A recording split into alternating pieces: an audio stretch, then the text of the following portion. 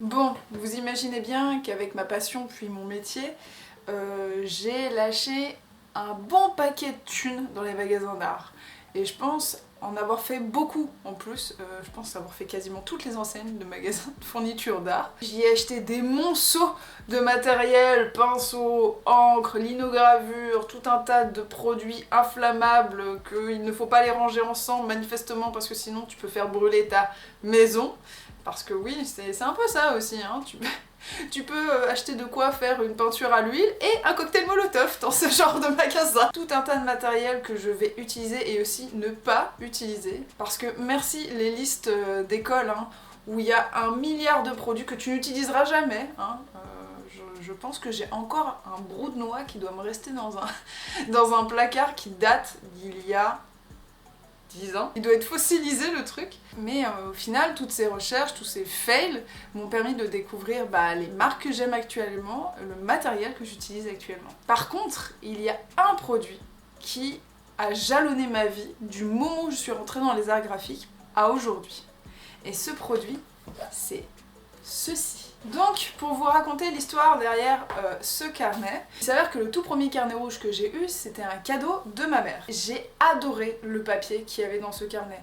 Vraiment, pour moi, c'était la première découverte où je me suis dit, effectivement, dans le matériel à dessin, le pigment est important, mais c'est la première fois que j'ai découvert que le support l'était tout autant. Donc voilà, ma mère, trop contente, s'est mise à littéralement me dealer ce carnet, et il s'avère qu'il n'y a pas de marque sur ces carnets.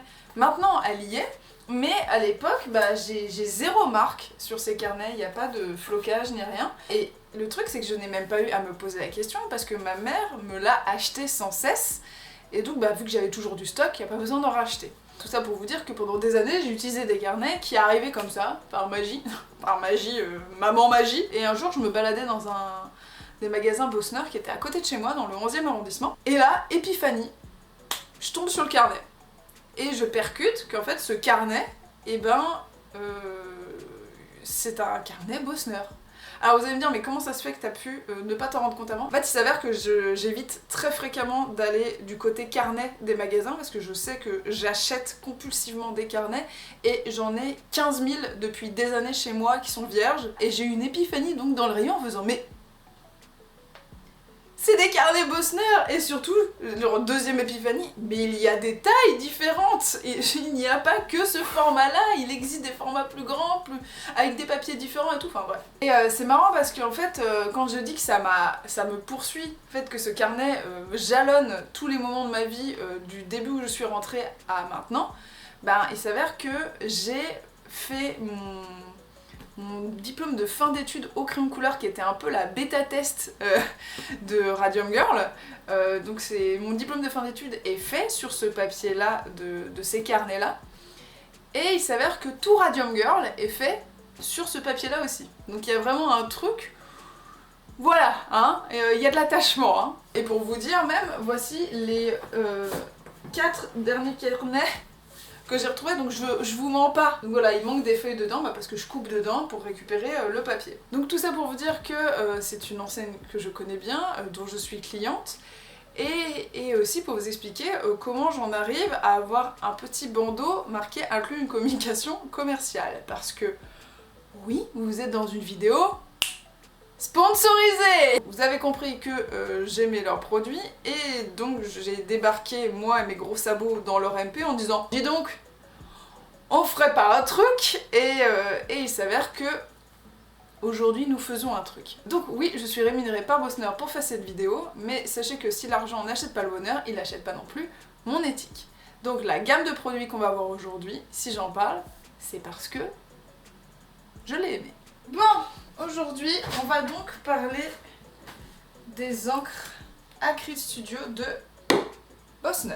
Ça me fait rire parce que quand je suis derrière mon petit plan de travail comme ça, j'ai l'impression d'être Jamie dans C'est pas sorcier. Juste un micro-détour par l'histoire de la marque Bossner avant d'entamer sur ces fameuses encres. La marque Bossner a été fondée par un monsieur qui s'appelle Wolfgang Bossner, qui au-delà d'avoir un nom assez stylé, en avait marre de payer la blindasse pour son matériel d'art, parce qu'il est peintre et sculpteur de base. et a donc fondé cette marque pour rendre accessible le matériel d'art en mash-upant qualité-prix. Voilà, Bossner est très compétitif sur une large gamme de produits, j'ai pu le remarquer. Donc ces encres Acryl Studio Ink, il y a 36 teintes de ce que j'ai pu voir, moi j'ai qu'un panel réduit.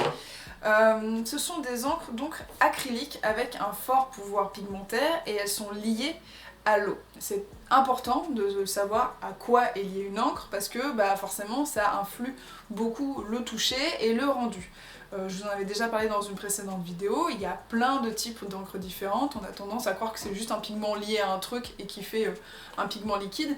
Pas du tout, hein. Les aquarelles liquides existent, des encres typographiques existent, etc.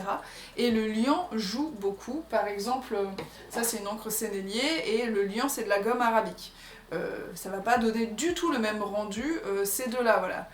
La gomme arabique va donner un côté un peu satiné brillant, là où les encres acryliques de base, hein, je vous parle pas du doré parce que le doré forcément c'est doré, mais voilà, ces encres acryliques ont un rendu mat. Il s'avère que les seules encres acryliques que j'ai pu tester pour le moment ce sont des encres Schmink.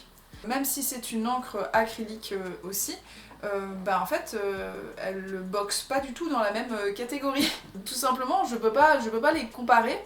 Parce que en fait déjà les Aerocolor Professional Schmink, ce sont les encres que j'utilise à la base, ne sont pas faites spécialement pour peindre avec. Alors ils disent qu'on peut les appliquer au pinceau, mais à la base dans leur nom il y a marqué aéro, et aéro c'est pour aérographe, et c'est pour ça en fait qu'elles sont ultra fines. Moi la seule encre acrylique que je connaissais avant de connaître cette gamme c'était celle-ci. Et voilà, on n'est pas du tout sur la même chose. Pour revenir à ces encres Bossner, elles ont un très fort pouvoir pigmentaire. Vraiment, j'ai fait mes tests, voilà, j'ai fait des petits swatchs sur papier noir et sur papier blanc. Et je suis assez bluffée quand même. Je suis assez impressionnée voilà, sur comment elles arrivent à marquer le papier noir. Vraiment, il y a certaines encres sur papier noir, elles pourraient limite agir aussi, enfin elles sont quasiment aussi couvrantes que de la gouache, mais plus maniables pour moi que la gouache. Et même si je travaille pas du tout sur papier noir, en fait ça peut être super intéressant pour venir refaire des motifs. Par exemple, si je suis sur papier blanc et que voilà je fais un fond, je sais qu'avec certaines couleurs je vais pouvoir revenir faire des motifs et elles ne vont pas être transparentes, elles vont avoir un fort pouvoir pigmentaire et voilà, elles vont pas se mélanger un peu avec la couleur en dessous. Il y a aussi autre chose aussi qui me tient très à cœur, je vous en ai parlé en fait dans la dernière vidéo, c'est la tenue de nos œuvres dans le temps. Notamment la résistance aux UV, et c'est la première chose que j'ai demandé à l'équipe Bossner quand ils m'ont présenté la gamme, c'est est-ce qu'elles tiennent bien aux UV, est-ce que vous avez fait des tests, etc. Bien évidemment ils ont fait des tests et effectivement elles tiennent très bien aux UV. Voilà, alors il y a un nombre d'étoiles en fait à chaque fois dessus, il y a l'opacité et le nombre d'étoiles, et une majorité à 3 étoiles sur 3.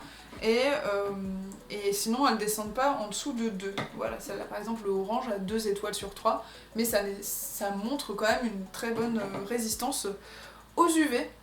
Donc ça c'est vraiment très chouette. Et aussi forcément là un argument capital, c'est que elles sont abordables. Chaque pot fait 60 ml et chaque pot coûte 4,95 €. À titre indicatif, là encore c'est indicatif, les encres Schmink qu'il y a à côté, on est sur des pots de 28 ml et j'en ai jamais trouvé en dessous de 8 €.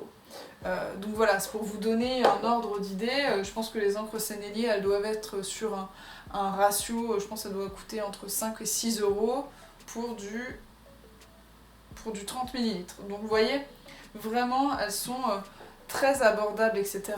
Pas sur la même quantité de produits, etc.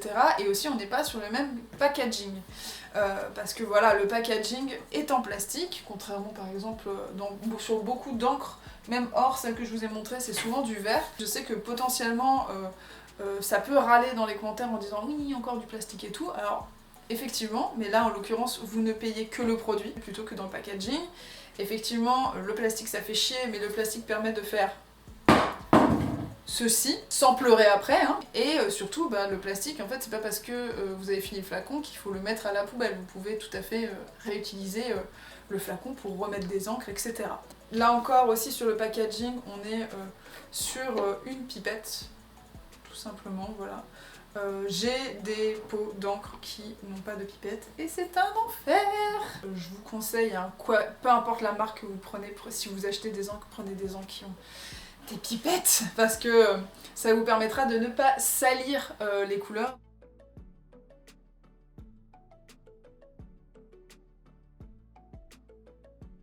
Allez, sur ce, on passe à la mise en pratique. Allez, en avant pour une illustration commentée. Si tu as l'habitude de cette chaîne, je ne déroge pas à la règle. Je commence par un croquis très succinct au crayon que je passe sur Procreate. J'imprime le rough que je décalque sur ma feuille et j'attaque les couleurs.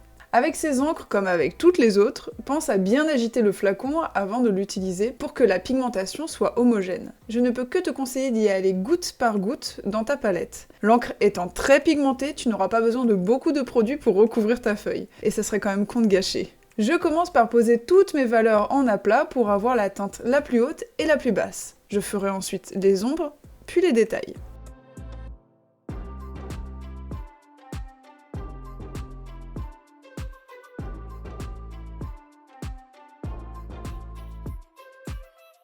En ce qui concerne le toucher de l'encre, comme je vous le disais en face cam, elle est plus épaisse que mes encres habituelles. Forcément, qui dit opacité dit souvent perte de fluidité. Mais bon, ça se contrecarre facilement en la délayant. Donc j'ajoute de l'eau pour faire mes fonds. Après, pour être parfaitement honnête, j'ai eu un petit temps d'adaptation sur la texture. Ayant tendance à limite appliquer directement mes encres telles quelles sur le papier et quasi faire les mélanges à même le dessin en bonne souillon, bah là c'est pas possible. On n'est pas du tout sur la même méthode. J'avoue que je me suis fait plusieurs fois surprendre parce qu'en plus de la teinte à gérer, il faut gérer aussi l'opacité. Alors il n'y a rien de sorcier, hein, c'est juste un recalibrage de l'humain qui tire le pinceau, et pas l'inverse.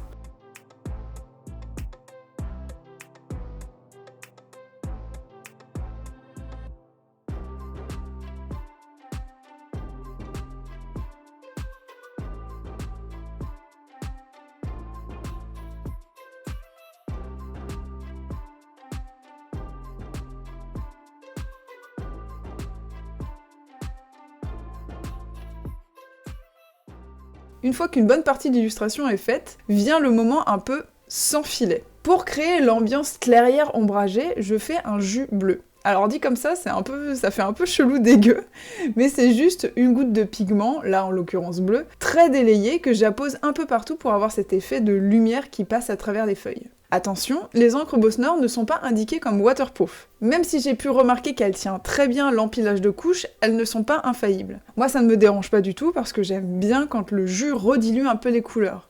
Mais comme ça vous le savez, ne vous faites pas surprendre.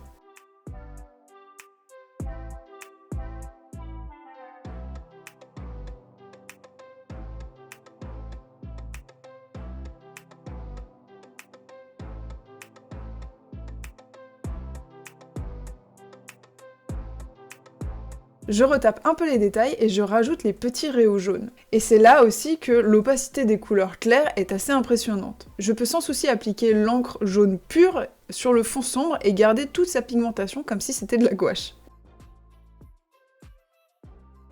Allez, je vous laisse savourer l'enlevage de scotch qui est clairement un de mes moments préférés aussi.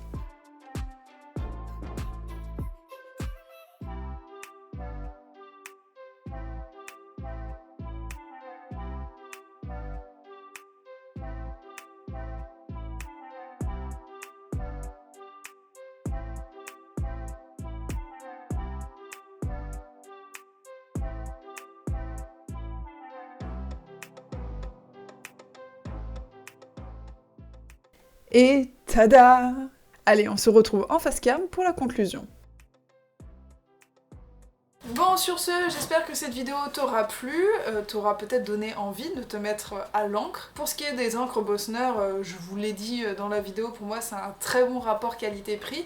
Elles permettent tout à fait de pouvoir se lancer dans l'encre avec un produit de qualité sans lâcher un rein, parce que globalement un rein c'est utile dans la vie. Tu peux retrouver tout le matériel que j'ai utilisé en barre d'infos, voilà, j'ai tout listé du papier au pinceau, j'aurais tout listé. Je remercie aussi Bossner de m'avoir fait découvrir cette gamme d'encre, voilà, et sans qui cette vidéo n'existerait pas. Allez, on se dit à bientôt dans une prochaine vidéo. Salut!